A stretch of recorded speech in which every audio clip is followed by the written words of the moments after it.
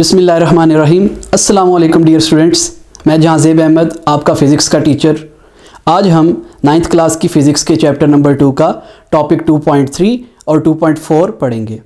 इससे पहले हमने इस चैप्टर को जब स्टार्ट किया लास्ट वीडियो लेक्चर में, तो उसमें हमने काइनेमेटिक्स जो कि इस चैप्टर का नाम है उसको डिफ़ाइन किया, रेस्ट और मोशन को डिफ़ाइन किया, और उसके बाद हमने टाइप्स ऑफ मोशन को डिटेल में डिस्कस किया। आज हम जो क्वांटिटीज़ डिस्कस करने जा रहे हैं वो हैं स्केलर्स और वेक्टर्स। स्केलर्स और वेक्टर्स की तरफ जाने से पहले हमें एक मेन टर्म का आइडिया होना चाहिए, दैट इज़ फिजिकल क्वांटिटीज़। कि फिजिकल क्वांटिटीज़ क्या होती हैं, तो इसको डिफाइन करते हैं। सबसे पहले, all measurable quantities are called physical quantities. ऐसी क्वांटिटीज़, ऐसी मिकदारें जिन्हें हम मेजर कर सकते हैं, वो हमारे पास क्या कहलाती हैं? फिजिकल क्वांटिटीज़ कहलाती हैं। For example, length, mass, time, force, ये तमाम की तमाम क्या हैं? फिजिकल क्वांटिटीज़ की एग्जांपल्स हैं, क्योंकि हम इन्हें नाप सकते हैं, मेजर कर सकते हैं। लेंथ की एग्जांपल मैंने आपको दी, ये मेरे हाथ में वाइट बोर्ड मार्कर है, इसकी लेंथ को हम मेजर कर सकते हैं बाय यूजिंग अ रूलर, ठीक है। इसी तरह ये वाइट बोर्ड है, इस वाइट बोर्ड की लेंथ को हम मेजर कर सकते हैं, ठीक है। इसकी विड्थ को मेजर कर सकते हैं। इसी तरह हम डिफरेंट चीज़ों की लेंथ्स को मेजर कर सकते हैं। Length is a measurable quantity, तो इसे हम फिजिकल क्वांटिटी कहेंगे। सिमिलरली मैस है, when you go to a shop, आप शॉपकीपर के पास जाते हो और आप कहते हो कि शुगर दे दें, तो शुगर जब आप लेने लगते हो तो आप उसको उसका मैस बताते हो कि मुझे 2 kg शुगर चाहिए, मुझे 5 kg शुगर चाहिए। तो mass is also a physical quantity. Similarly time भी आप मेजर कर सकते हैं। फॉर एग्जांपल, अभी आप लेक्चर सुन रहे हैं तो इस लेक्चर का कुछ ना कुछ टाइम ड्यूरेशन होगा, ठीक है। सिमिलरली आप एक सिटी से दूसरे सिटी जा रहे हैं तो आपको कुछ ना कुछ टाइम लगेगा, आप वो मेजर कर सकते हो। तो time is also a measurable quantity और फिजिकल क्वांटिटी। सिमिलरली फोर्स, अगर आप किसी ऑब्जेक्ट पर फोर्स लगाओगे तो वो भी एक फिजिकल क्वांटिटी कहलाएगी, क्योंकि उसको हम मेजर कर सकते हैं। नेक्स्ट, अब हम देखते हैं कि फिजिकल क्वांटिटीज़ को हम 2 टाइप्स में डिवाइड कर देते हैं bye their nature. Number 1 is scalar and the other 1 is vector. Scalar quantities क्या होती हैं, इसकी डेफिनेशन देखें। A scalar quantity is described completely by its magnitude only. इसमें इस वर्ड पर आपने तवज्जो करनी है, मैग्नीट्यूड। ये वर्ड बड़ा इंपॉर्टेंट है कि स्केलर क्वांटिटीज़ ऐसी क्वांटिटीज़ होती हैं जिनको हम मैग्नीट्यूड से कंप्लीटली डिस्क्राइब कर सकते हैं, उसकी मिकदार से। For example, mass. अब मैस है, मैस को आपने डिस्क्राइब करना है तो आप उसकी मिकदार से डिस्क्राइब कर सकते हो कि 5 किलोग्राम मैस है। जैसे मैंने अभी एग्जांपल दी, शॉपकीपर के पास गए हैं शुगर लेने, तो आप कहेंगे कि 5 किलोग्राम शुगर दे दे। उसमें किसी डायरेक्शन का जिक्र नहीं होता कि 5 किलोग्राम शुगर चाहिए, वो उसकी मिकदार है, उसकी डायरेक्शन का कोई जिक्र नहीं है कि उसकी कोई डायरेक्शन भी होगी। There is no direction. तो स्केलर क्वांटिटीज़ ऐसी होती हैं जिसमें सिर्फ मैग्नीट्यूड का जिक्र होता है, डायरेक्शन का कोई जिक्र नहीं होता। The other example is time. आप टाइम मेजर करते हो तो टाइम की भी मैग्नीट्यूड होती है कि हमें यहाँ से एक सिटी से दूसरे सिटी तक जाते हैं तो हमें 1 घंटा लगा या 1.5 घंटा लगा, तो वो टाइम है, उसकी कोई डायरेक्शन नहीं होती, टाइम की कोई डायरेक्शन नहीं होती। तो ऐसी क्वांटिटीज़ जिसमें सिर्फ मैग्नीट्यूड हो, मिकदार हो, डायरेक्शन का कोई जिक्र ना हो, तो वो हमारे पास क्या कहलाती हैं? स्केलर क्वांटिटीज़ कहलाती हैं।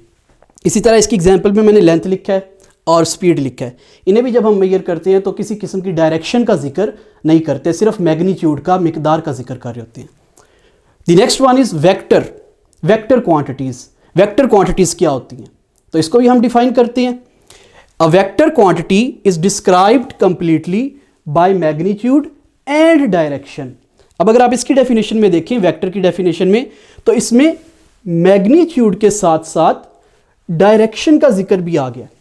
मैग्नीट्यूड के साथ साथ डायरेक्शन का जिक्र भी आ गया है कि इन क्वांटिटीज़ में मैग्नीट्यूड के साथ साथ डायरेक्शन भी मेजर करनी पड़ती है, तब हम उस क्वांटिटी को कंप्लीटली डिस्क्राइब कर सकते हैं। For example, force. Force is a vector quantity. इसको सिर्फ मैग्नीट्यूड से डिस्क्राइब नहीं कर सकते। मैं आपको इस एग्जांपल देता हूँ। फॉर एग्जांपल, एक बॉक्स पड़ा हुआ है, ठीक है, उस पर हम कहते हैं कि किसी पर्सन ने फोर्स लगाई है और वो फोर्स की मिकदार कितनी है जी? For example 50 newton. हम फोर्स को न्यूटन्स में मेजर करते हैं, तो हम कहते हैं कि फोर्स कितनी लगाई? 50 न्यूटन किसी पर्सन ने फोर्स लगाई। अब जब तक हमें उसकी डायरेक्शन का पता नहीं होगा, हमें ये नहीं पता चलेगा कि उस फोर्स से हुआ क्या है। अगर तो उस पर्सन ने उस बॉक्स पर फोर्स किधर से लगाई है, ऊपर से, बॉक्स ज़मीन पर पड़ा हुआ है और वो फोर्स ऊपर से नीचे को लगाई है, तो फिर क्या वो बॉक्स मूव करेगा? बिल्कुल भी मूव नहीं करेगा, क्योंकि वो फोर्स ही ऊपर से नीचे को लगा रहा है, गलत सिमत में लगा रहा है। अगर उस बॉक्स को उस पर्सन ने मूव करवाना है तो उसके लिए उसको किसी एक डायरेक्शन से फोर्स लगानी पड़ेगी, उसको हॉरिजॉन्टली एक तरफ से धकेलना पड़ेगा, फोर्स लगानी पड़ेगी। तो तब हम कहेंगे कि हाँ, अब इस फोर्स की वजह से ऑब्जेक्ट मूव कर गया। तो डायरेक्शन बहुत इंपॉर्टेंट किरदार अदा कर रही है। विदाउट डायरेक्शन आप इस चीज़ को कंप्लीटली डिस्क्राइब नहीं कर सकते, फोर्स को कंप्लीटली डिस्क्राइब नहीं कर सकते। इसी तरह अगर आप ऐसे भी इसको समझ सकते हैं कि एक पर्सन एक तरफ से ऑब्जेक्ट पर फोर्स लगा रहा है और दूसरा पर्सन दूसरी तरफ से आकर उतनी ही फोर्स लगा रहा है, तो क्या वो ऑब्जेक्ट मूव करेगा? नहीं करेगा। तो इसमें भी डायरेक्शन जो है वो इंपॉर्टेंस उसकी है। अगर वही पर्सन आकर एक पर्सन के साथ मिलकर फोर्स लगाने लग जाएगा तो फिर वो ऑब्जेक्ट मूव कर जाएगा। तो इसीलिए हम कहते हैं कि ये ऐसी क्वांटिटीज़ हैं जो मैग्नीट्यूड के साथ साथ डायरेक्शन भी इनमें होती है और उससे इनको हम कंप्लीटली डिस्क्राइब करते हैं। The second example is displacement and velocity. ये भी इसी तरह वेक्टर क्वांटिटीज़ हैं, इनकी भी मैग्नीट्यूड भी होती है और डायरेक्शन भी होती है, दोनों से हम इनको डिस्क्राइब करते हैं। Okay, after defining scalar and vector, अब हम आएंगे कि वेक्टर को मज़ीद थोड़ा सा एक्सप्लेन करते हैं कि how we represent a vector, representation of a vector, vector को हम किस तरह रिप्रेजेंट करते हैं। तो there are two methods to describe a vector और to represent a vector quantity. Number 1 symbolic representation and the number 2 is graphical representation. पहले हम देखेंगे कि सिंबॉलिकली हम किस तरह रिप्रेजेंट करते हैं किसी भी वेक्टर क्वांटिटी को। अभी हमने डिफरेंट एग्जांपल्स पढ़ी हैं, हम देखते हैं कि उन्हें किस तरह हम रिप्रेजेंट करते हैं। देखिए, to differentiate a vector from a scalar we use bold letters और एन एरो और a bar over their symbols. अगर हमने वेक्टर क्वांटिटीज़ को स्केलर से डिफरेंशिएट करना है तो हम उन वेक्टर क्वांटिटीज़ पर या तो उनको बोल्ड करके लिख लेते हैं, या उनके ऊपर एरो का निशान लगा लेते हैं, या उसके ऊपर कोई बार का निशान, सिंपल लाइन लगा देते हैं। तो इस तरह हम वेक्टर क्वांटिटीज़ को स्केलर से डिफरेंशिएट कर लेते हैं। देखिए एग्जांपल्स दिए मैंने। First example is force. अभी हम फोर्स का जिक्र करके हटे हैं। तो force is a vector quantity. तो अगर आपने इसको लिखना है कॉपी पर तो आप फोर्स को किस तरह रिप्रेजेंट करोगे? फोर्स को हम एफ से रिप्रेजेंट करते हैं, इसको बोल्ड करके लिखना है, इसको सिंपल नहीं लिखना, बोल्ड करके लिख लेना है, जो कि बताएगा कि ये स्केलर क्वांटिटी नहीं है, वेक्टर क्वांटिटी है। ये देखें, या आप तीर का निशान ऊपर लगा लेना है, इससे भी हम वेक्टर क्वांटिटी को रिप्रेजेंट कर सकते हैं, या फिर इसके ऊपर सिंपल बार। मोस्टली हम जब कॉपीज़ में लिखते हैं तो हम एरो हेड का इस्तेमाल ज़्यादा करते हैं, ठीक है। इसी तरह डिस्प्लेसमेंट, वेलोसिटी, ये भी वेक्टर क्वांटिटीज़ हैं, तो आप बोल्ड करके लिख लें, या एरो हेड लगा लें, या इस तरह बार ऊपर लगा लें। तो इस तरह आप सिंबॉलिकली रिप्रेजेंट करते हैं वेक्टर क्वांटिटीज़ को, ताकि ये डिफरेंशिएट हो जाए स्केलर से। अगर मैस है, वो एक स्केलर है, उसके ऊपर आप ना उसको बोल्ड करके लिखेंगे मैस को, एम को, ना उस पर तीर का निशान लगाओगे। सिमिलरली लेंथ है तो उसको भी आप बोल्ड नहीं करेंगे, ना उसके ऊपर तीर का निशान लगाएंगे, क्योंकि वो स्केलर्स हैं। हम वेक्टर्स में ये चीज़ करते हैं, symbolic representation. The other one is graphical representation. Graphically हम वेक्टर क्वांटिटीज़ को किस तरह रिप्रेजेंट करते हैं? तो इसके लिए देखिएगा, graphically a vector is represented by a line segment with an arrow head. कि ग्राफिकली जब हम किसी वेक्टर क्वांटिटी को रिप्रेजेंट करते हैं तो हम एक लाइन लगा लेते हैं, ठीक है, और उसके आगे एक एरो हेड, एक साइड पर एरो हेड लगा लेते हैं। तो इस तरह हम रिप्रेजेंट करते हैं ग्राफिकली किसी भी वेक्टर क्वांटिटी को। अब इसमें ये लाइन क्या बता रही है और ये एरो हेड क्या बता रहा है, इस चीज़ को समझना है। मैंने इसकी जो लाइन की बैक साइड है, टेल, उसको मैंने ए से रिप्रेजेंट कर दिया है, और इसका जो एरो हेड है जिस साइड पर, उसको बी से रिप्रेजेंट कर दिया, ठीक है। तो ए से लेकर बी तक ये जो इसकी लेंथ है, इस लाइन की जो लेंथ है, वो हमें उस वेक्टर क्वांटिटी की मैग्नीट्यूड बताएगी। और जो आगे एरो लगा हुआ है वो क्या बताएगा? डायरेक्शन के बारे में बताएगा। फॉर एग्जांपल हम फोर्स की बात कर लेते हैं। Force is a vector quantity. तो ये लाइन की जो लेंथ होगी वो हमें बताएगी कि फोर्स की मैग्नीट्यूड कितनी है, फोर्स कितनी लग रही है, 10 न्यूटन लग रही है, 50 न्यूटन लग रही है, 100 न्यूटन लग रही है। और ये जो एरो है ये बताएगा कि वो फोर्स किस डायरेक्शन में लग रही है। वो फोर्स हॉरिजॉन्टल लग रही है, वो फोर्स वर्टिकल लग रही है, वो फोर्स किसी एंगल पर लग रही है। तो ये चीज़ एरो हेड हमें बताएगा, ठीक है। तो ये देखें, ये लिखा हुआ है the length of the line AB gives the magnitude of a vector quantity and an arrowhead tells us about the direction. arrowhead किसके बारे में बताएगा? डायरेक्शन में. इसमें एक आखिरी बात इस चीज़ में समझ लें कि हमारे पास जो लेंथ है इस वेक्टर को जो हमने ग्राफिकली रिप्रेजेंट किया हुआ है, ये एक लेंथ लगाई है लेंथ, तो इसकी लेंथ से हमें कैसे पता चलेगा कि वेक्टर की मैग्नीट्यूड कितनी है? तो हम इसके जो लेंथ है इसको मैंने यहाँ देखिए छोटे छोटे पोर्शंस में डिवाइड कर लिया है. इसका जो एक पोर्शन है ना वो ऑलमोस्ट 2 इंचेस का है और इसमें टोटल पोर्शन देखें कितने हैं, 1 2 3 4 5. टोटल इसमें कितने पोर्शंस हैं? 5 पोर्शंस हैं.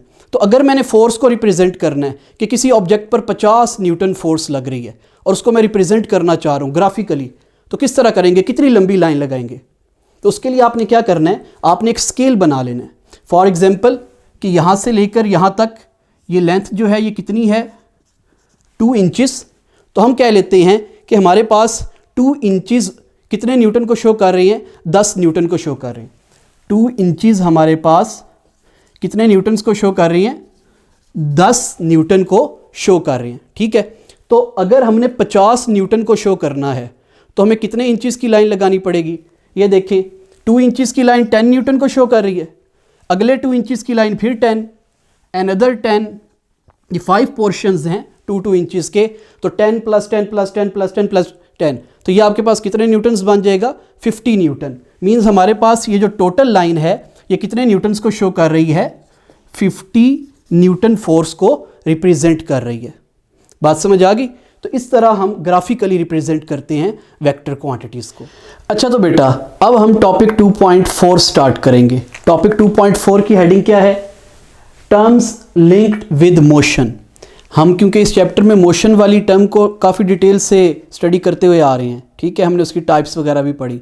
तो अब हमने देखना है कि मोशन में कौन कौन सी टर्म्स हैं जो कि मोशन को डिस्क्राइब कर रही होती हैं, उसकी स्पीड, उसकी वेलोसिटी, उसका डिस्टेंस, डिस्प्लेसमेंट, ये सारी चीज़ें हमने डिस्कस करनी है बारी बारी, उनको डिटेल में पढ़ना है. ठीक है, तो सबसे पहले हम जो टर्म पढ़ेंगे दैट इज़ पोजीशन. पोजीशन को हम स्टडी करेंगे कि पोजीशन किसे कहते हैं. तो इसको डिफाइन करते हैं. It describes the location of a place और a particle with respect to some reference point called origin. कि हमारे पास पोजीशन बेसिकली क्या है? पोजीशन हमें बताती है कि कोई भी ऑब्जेक्ट या कोई भी प्लेस या कोई भी पार्टिकल, उसकी लोकेशन क्या है, उसकी लोकेशन क्या है, पोजीशन इस बारे में बताती है. मैं आपको एक एग्जांपल देता हूँ. फॉर एग्जांपल आप क्लासरूम में बैठे हुए हो, ठीक है, कि चेयर पर, फर्स्ट रो में, सेकंड रो में, जहाँ भी आप बैठे हुए हो, तो आपकी पोजीशन जो होगी वो आपकी लोकेशन को डिस्क्राइब करेगी. फॉर एग्जांपल कि क्लास का जो डोर है वहाँ से आपकी पोजीशन और होगी, क्लास की जो बैक विंडो है वहाँ से आपकी पोजीशन और होगी, जहाँ टीचर रोस्टम पे खड़ा हुआ है वहाँ से आपकी पोजीशन और होगी. ठीक है, डोर से आपका फासला बन रहा है 2 मीटर का, अगर हम टीचर से नापते हैं तो आपका फासला बन रहा है 3 मीटर का, अगर बैक विंडो से हम नापते हैं तो आपका फासला बन रहा है 5 मीटर का. तो हमें देखना पड़ता है कि हम किधर से पोजीशन नाप रहे हैं, उसको कहते हैं रेफरेंस. रेफरेंस क्या ले रहे हैं? यहाँ डेफिनेशन में भी देखिए मैंने ये वर्ड यूज़ किया है. डेफिनेशन में it describes the location of a place और a particle with respect to some reference point. Reference point is very important. और उस रेफरेंस पॉइंट को हम क्या कहते हैं? ओरिजिन. उस रेफरेंस पॉइंट को हम क्या कहते हैं? ओरिजिन कहते हैं. जैसे मैंने अभी एग्जांपल दी, तो उसमें अगर आप डोर से अपनी पोजीशन को देख रहे हो तो वो डोर जो है वो रेफरेंस पॉइंट है.